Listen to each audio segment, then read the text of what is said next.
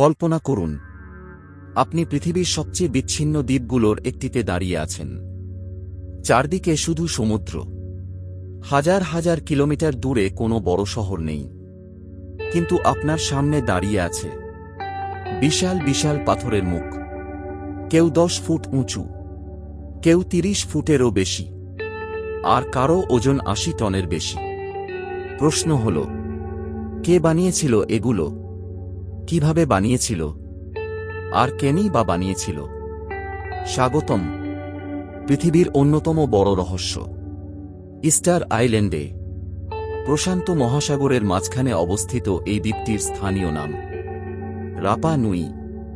বর্তমানে এটি চিলির অংশ।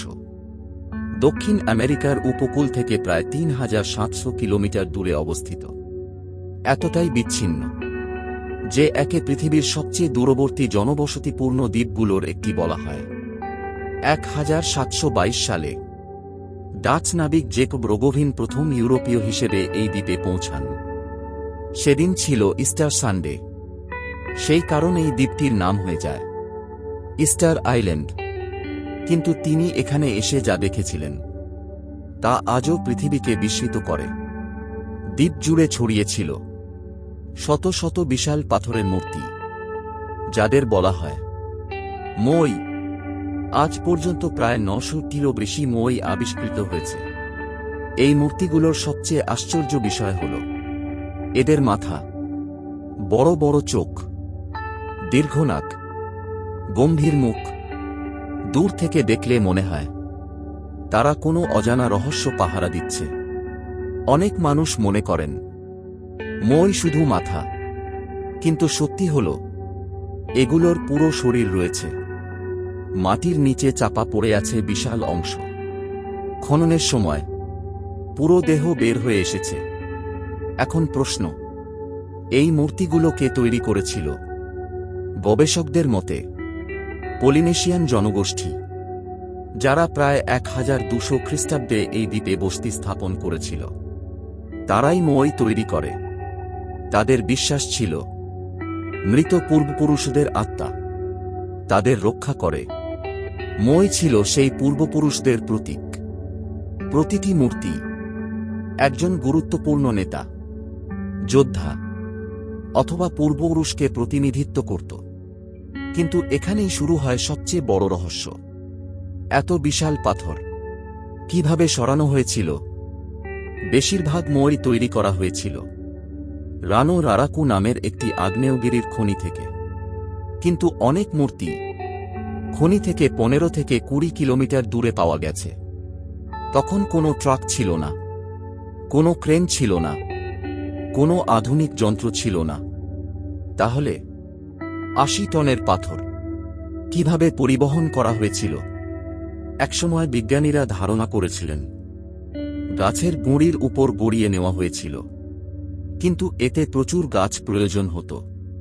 পরে আরেকটি আশ্চর্য তত্ত্ব সামনে আসে। কিছু গবেষক দেখান দড়ি ব্যবহার করে মইকে হাঁটিয়ে নিয়ে যাওয়া সম্ভব।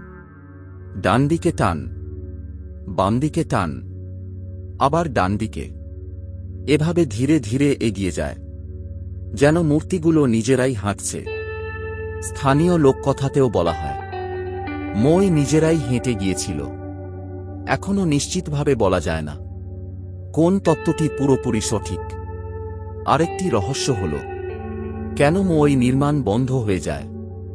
একসময় ইস্টার আইল্যান্ড ছিল ঘন বনভূমিতে ভরা, কিন্তু ধীরে ধীরে গাছ কাটা হতে থাকে, বন কমে যায়, খাদ্য সংকট দেখা দেয়, সমাজে সংঘাত শুরু হয়।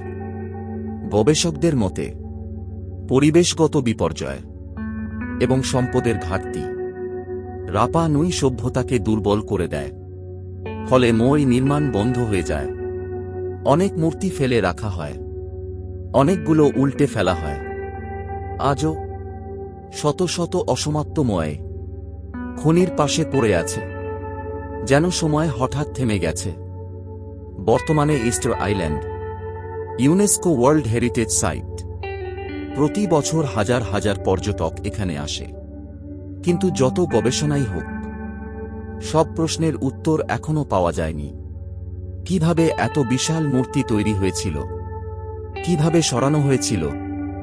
কেন এতগুলো বানানো হয়েছিল? এই প্রশ্নগুলো এখনও পৃথিবীর অন্যতম বড় প্রত্নতাত্ত্বিক রহস্য।